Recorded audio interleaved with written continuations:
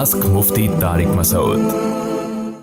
जाफ़र इकबाल हंगू से, मुझसे मेरे दोस्त ने 5,000 रुपये उधार लिए हैं, काफ़ी टाइम हो गया है, वो वापस नहीं कर रहा। वो मैं बता चुका हूँ नहीं करेगा वापस।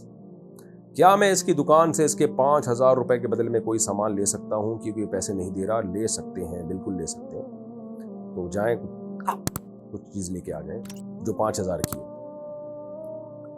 अगर मर्द अपनी बीवी को बात बात पर ये बोले कि मैंने नहीं रहना तुम्हारे साथ, चली जाओ अपने घर, तुम्हें पेपर दे दूंगा, ऐसी सूरत में मर्द और औरत के लिए क्या हिदायत है? इन अल्फाज से तलाक तो नहीं हुई, ये तो तलाक की धमकी है, तलाक नहीं है। बाकी मर्द को चाहिए ये बातें ना करे, अपने झगड़ों को हल करें, मियां बीवी खानदान वालों को बुलाएं अगर आपस में हल नहीं हो रहे। बगैर नियत के बीवी को मेहर देने से मेहर अदा हो जाएगा या फिर इसे देना होगा? बगैर नियत के भी मेहर अदा नहीं होता और बीवी को बताए बगैर देने से भी अदा नहीं होता। आप बताएंगे कि मेहर की रकम दे रहा हूँ और वो एज ए मेहर एक्सेप्ट करेगी तो वो अदा होगा, वरना तो हर आदमी बीवी को जेब खर्ची तो दे रहा होता है। मरने से पहले बोले कि बेगम मैंने जितनी पॉकेट मनी दी थी वो सारा मेहर हो गया। बेगम बोलेगी हम तो मेहर समझ के नहीं लेते रहे उसको।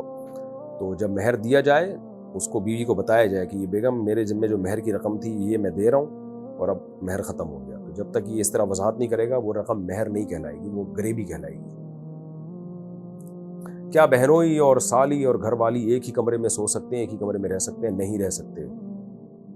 साली का पर्दा है बहनोई से, तो जायज़ नहीं एक साथ रहना।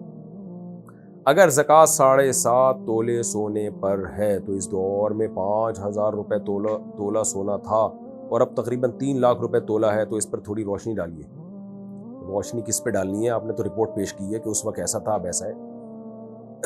आप शायद इस पे रोशनी डालना चाह रहे हैं कि 5,000 रुपये तोला सोना था और उस वक्त आपने ज़कात नहीं दी और अब पुरानी ज़कात देना चाहते हैं, तो किस कीमत पे देंगे? तो अगर खाली सोना ही था आपके पास और 1 रुपया भी नहीं था तो सोने की मौजूदा वैल्यू पे आप ज़कात देंगे। और अगर सोने के साथ कुछ रकम थी तो फिर सोने का निसाब नहीं देखा जाता, 52.5 तोले चांदी की कीमत देखी जाती है, तो फिर कीमत के हिसाब से देंगे।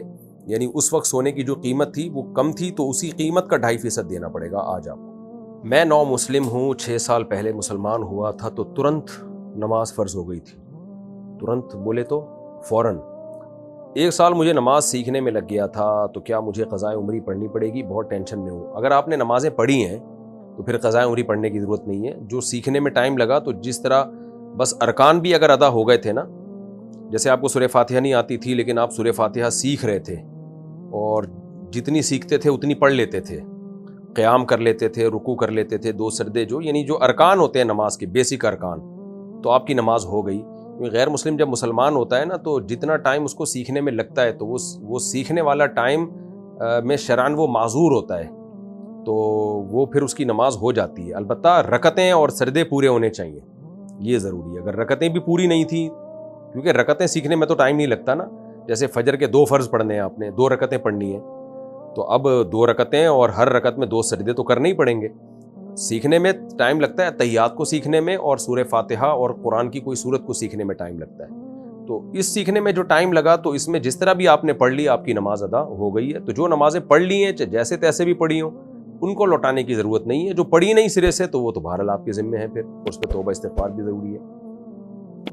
जब भी कोई गैर मुस्लिम मुसलमान होता है ना, तो उसको नमाज में कितना हिस्सा सिखा देना चाहिए फ़ौरन, ये खूब समझ लें।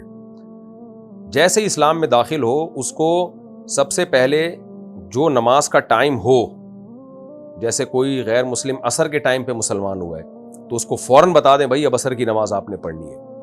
तो कैसे पढ़नी है? ज़ाहिर है उसको तो नहीं आती, उसको वज़ू करा दें, भाई इस तरह से वज़ू करना है, और ये बता दें असर की 4 रकतें होती हैं, और 4 रकतों में क्या है? क़याम है, रुकू है, सजदा है, 2 सजदे हैं। इस तरह से इतना भी, यानी अल्लाहु अकबर कह के नीयत बांध ले और फिर इस तरह से नमाज पढ़ ले। हाँ, टाइम उसको लगेगा सूरह फातिहा सीखने में। तो सबसे पहले जो चीज़ गैर मुस्लिम को याद कराई जाएगी वो है सूरह फातिहा।